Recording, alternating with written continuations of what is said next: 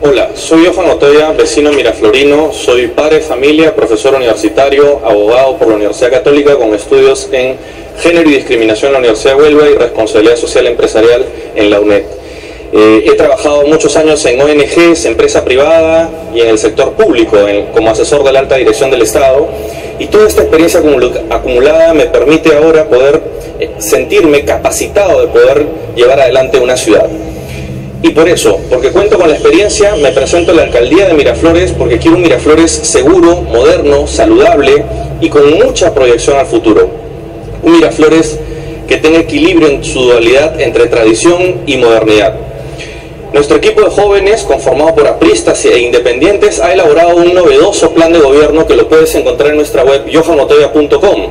Y allí hemos propuesto soluciones concretas a problemas concretos en materia de transporte, en materia de seguridad ciudadana, en materia de salud, en materia de turismo, de comercio ambulatorio y deporte, entre otras.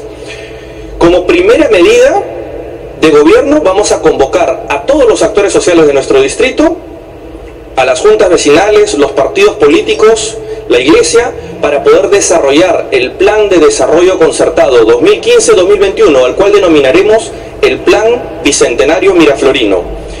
En materia de seguridad ciudadana, las estadísticas son alarmantes y nosotros proponemos básicamente que el alcalde lidere con inteligencia el proceso de seguridad ciudadana, porque este no es un problema de policías y ladrones, este es un asunto que tenemos que trabajar con inteligencia. Y para eso vamos a desarrollar el sistema integrado de información delictiva y vamos a generar una escuela capacitada de serenos, aumentando el número de serenos y la videovigilancia. Fundamentalmente vamos a trabajar según los lineamientos de la CONASEC.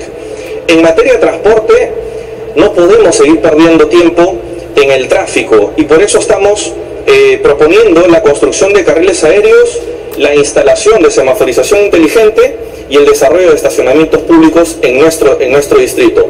En materia de turismo, queremos proponer la creación de una marca, la marca Miraflores, convertir Miraflores en un hub turístico para el desarrollo y promoción del turismo a nivel nacional y lograr una meta, que los turistas se queden un día más en nuestro distrito. Si ellos gastan un promedio de $35 diarios como mínimo, con 1 millón de turistas estamos hablando de 35 millones de dólares para nuestro comercio local.